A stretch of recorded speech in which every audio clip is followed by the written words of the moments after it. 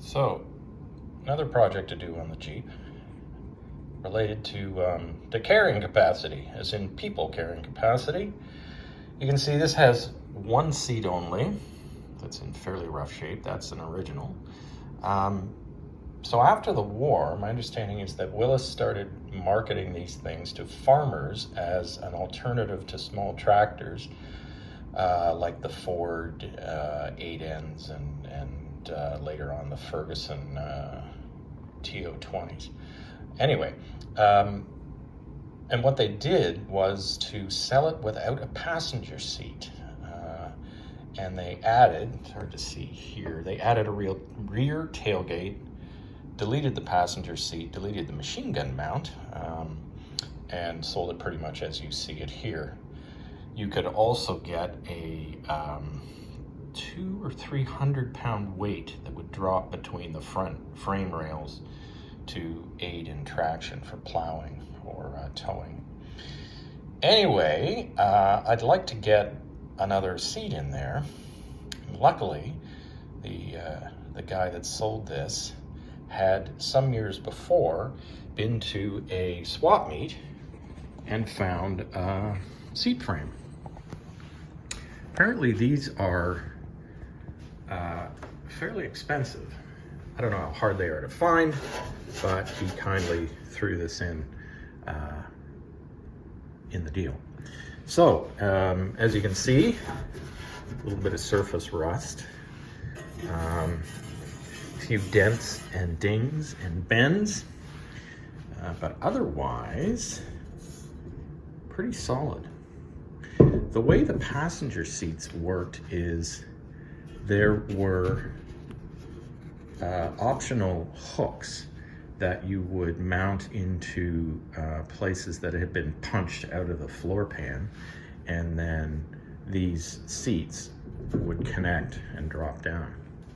So that is probably the hardest thing to do, is find a half decent used seat frame that doesn't cost an unreasonable amount of money. So we got one here. So now we got to do a couple of things. We're going to sand it down, shoot it with some trim clad or Rust-Oleum or something. This is not a concours sort of restoration we're doing here. This is a working machine that sees regular driving.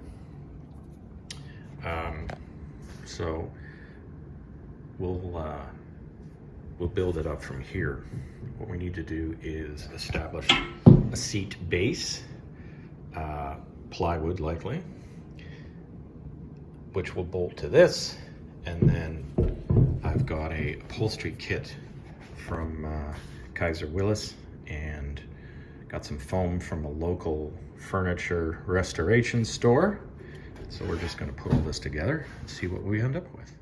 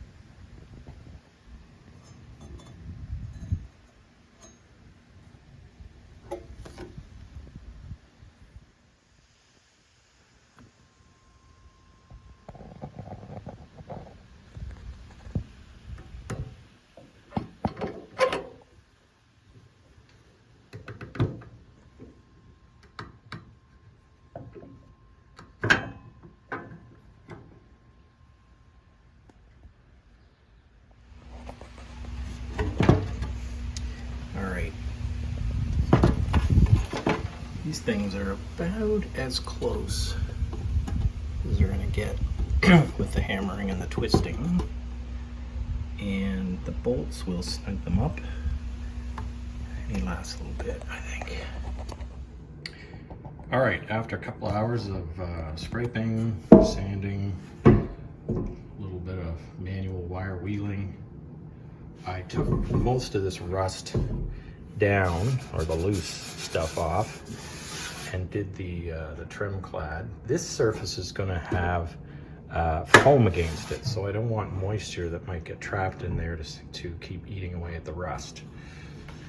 Similarly, painted the cross members, tried to straighten and level them so that the plywood seat base would sit level.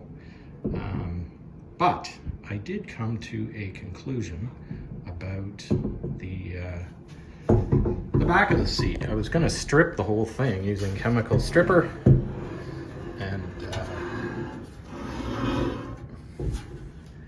repaint it, but I've decided I'm going to leave it.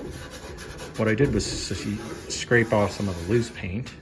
God knows how old this is, and as long as there's no sharp edges and rust and crap, I'm just going to leave it.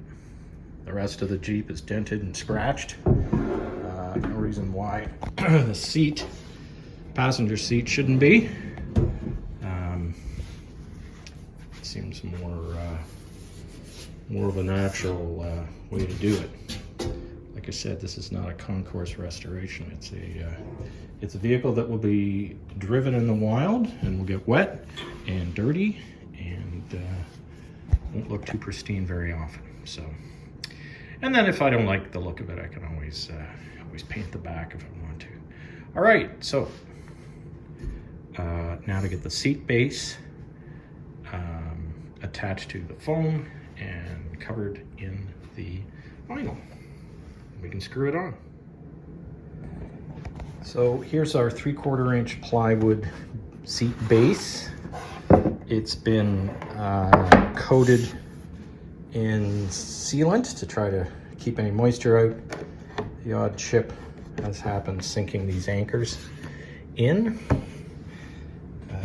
And then of course what we've got is the vinyl from Willys, Kaiser-Willys, and foam from a local upholstery shop that is designed to resist mold and be used inside if it needs to be. So then we are just going to fit this over, staple it,